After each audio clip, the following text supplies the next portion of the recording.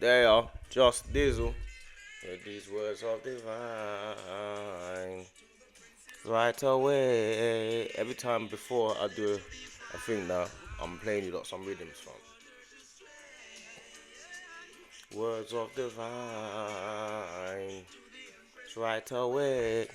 Listen, know my style, you know my style. Trench talks, trench boy, trench baby. You know my thing.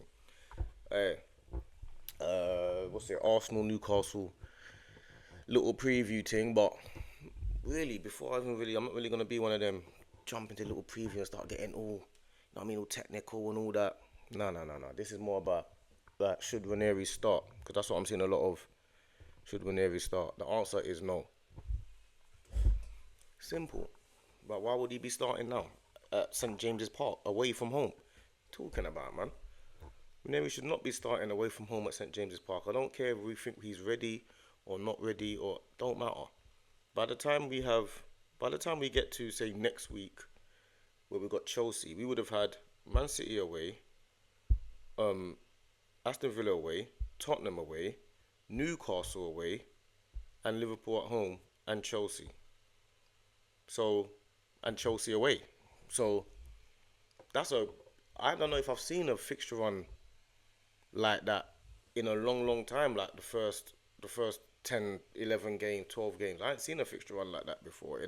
Well, from what I remember. So like once we get through that period, we know that those teams have to come to our ground, and then it becomes a thing of yeah. Now we've got through that part. Do you know what I'm saying? But absolutely not. Ranieri should not be starting away from home at St James's Park. Absolutely not.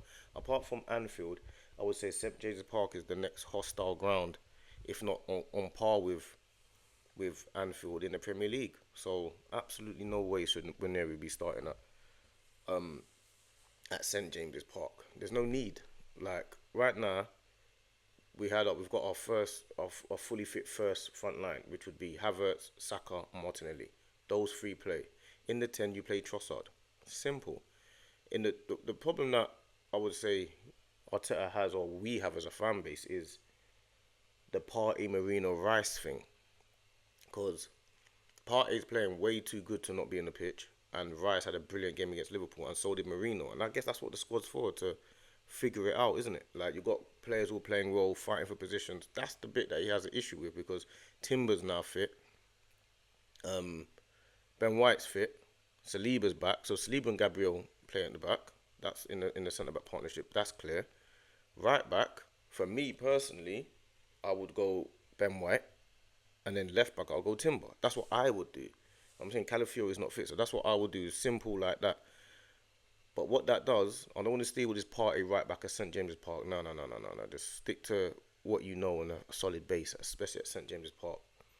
The thing in the midfield now is the problem that you have now is Marino is a like you say, is what Arteta loves, dual monsters. So Marino playing centre midfield is a real thing. Do you know what I'm saying? He's like in there, and he played really well against Liverpool. And away from home at Newcastle, I'm feeling like, oh, that might be a game that Marino kind of should play in. But then on the flip side of that, do we want to throw Marino into that game when he's got the Newcastle? He used to play for Newcastle, so that's a target for them now. All of a sudden, do we really want to be giving them extra reasons to have?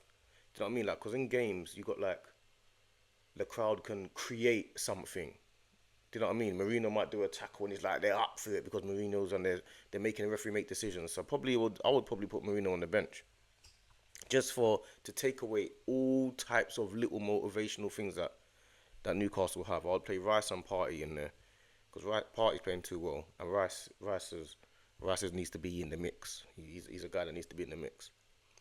And I'll play Trossard in the 10. I mean, Nwaneri is a brilliant player. He's a young, quality player, but I'm not starting him away from home at St James's Park. And like I say, Havertz up top, Saka right, Martinelli left. That's what I would do. That's what I would go for. But we need to win this game. If we draw with Liverpool, beat Newcastle, the draw with Liverpool's not so bad. It keeps us around the top, and it's tough to beat all these top teams. If we don't win against Newcastle and then play Chelsea, the Chelsea game becomes more heightened. And if we don't win against Chelsea, it becomes a bit of a slog. I'm not out of it yet, but it becomes a bit of a slog to start getting up there and figuring out how to get up there. It becomes a bit of a tricky one. So that's more my thing, really. But we need to win this game, man. Like we need to win this game. Newcastle not on form either. So I mean, they just had a win against in the League Cup against who did they beat? Chelsea. Yeah. So give them a little bit of bounce, and obviously Arsenal coming to your ground is going to be a bounce. Like, you're going to be excited about it, but yeah, we need to beat this team. Like we beat them at St James's Park. We just keep going forward. Like all of these hard fixtures that we've had, but on paper, the hard fixtures on paper, it kind of just keeps you going, keeps you ticking over. Because everyone's gonna have to play these teams at some point, and our ones right now we've had them early. So if we can be around touching distance of the top and around it, then we're in a good place. Like that's my team. But yeah, man, we need to go there, beat Newcastle, and on and upwards for me. You know what I'm saying? We out, my G's.